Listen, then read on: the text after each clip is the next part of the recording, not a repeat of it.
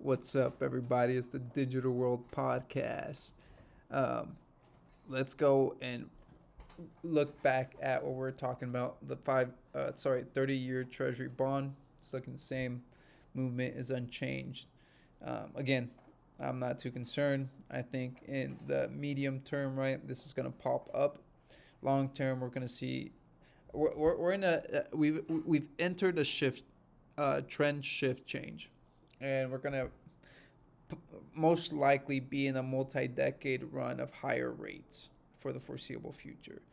And as this starts to go up, you're going to see a lot of chaos happen as borrowing costs get more expensive.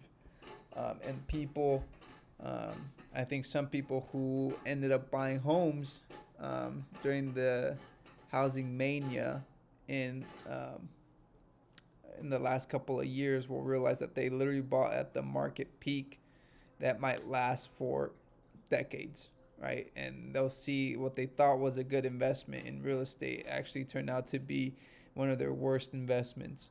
Now, that doesn't mean you don't need a home to live in, right? Like at some point, like, yeah, you're going to buy a house or move to a different house. But you got to understand that it's not the investment. And it probably most likely won't be the investment that it has been. And so you got to keep that into consideration as you go into the future. Now, doesn't mean all real estate or all property will be that case, right? You can't you can't just make a blanket statement like that. However, you will see that for the most part, buying like a house is definitely not going to be. One thing we know for sure, it's not going to be the same investment as it was in the past. Um, and I would even be more precise to say not even call it an investment actually, but um, by houses going up by you doing nothing, you can update it, remodel it, but like some houses they weren't even updated or remodeled, and they doubled in price. So that tells you that there's obviously some kind of manipulation game being done, um, in order to increase the prices of homes. And so, um, let's go here to check out mortgage rates. So mortgage rate 6.3, they're down about 0.5%, since 0.05%, excuse me, since last time we spoke, right? And so, given that we are going into another Fed cut, you'll probably see this decrease, right? Some, but it's important to note that we have increased since the first Fed cut, first Fed rate cut. So we'll see where this lands, right? I don't anticipate that we're going to be seeing anything substantial, right, coming in the horizon. And we're in for a rude awakening. I think a lot of people will realize the mistakes or the over leveraging mistakes that they made, right? Where, um, hey, they bought a house and they can make the payment, but doesn't mean they can afford it.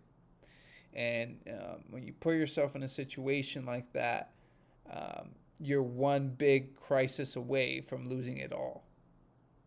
And so it's imperative, um, to be watchful, right? Of how you're managing your money, right? And where you're placing it.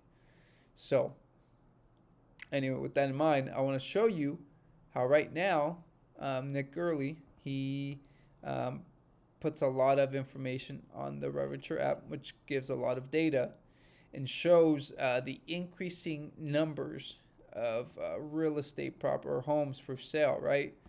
So you see Las Vegas, you have home sales declining 45%. You have inventory climbing, right?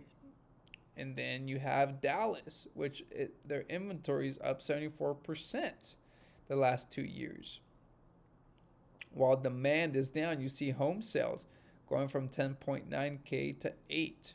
So you're seeing about a 20% decline. Um, California, days on market, right? You see it climbing up. So homes on market. So you're starting to see all these trends um, pointing towards increase in house supply across the board. So what does that mean? Well, I don't think what happens is when you have more supply, then you have buyers. Obviously, you're gonna have dropping in prices, and when that takes place, um, sellers, right? They get a little desperate, and that's why when you're in a situation where uh, you may um, be tight, or you run into like a crisis, right? And you need some money. What do? Well, you start off with offloading what you can that's smaller, and eventually, if that doesn't work, you go to the bigger things. And some people are offloading things that they're they're trying to get liquidity in order to make payments on some of their debts. So as this progresses, folks, it's gonna get a lot worse before it gets better. And so that's why you got to be very watchful and updated with information to be able to make the best decisions you can, right?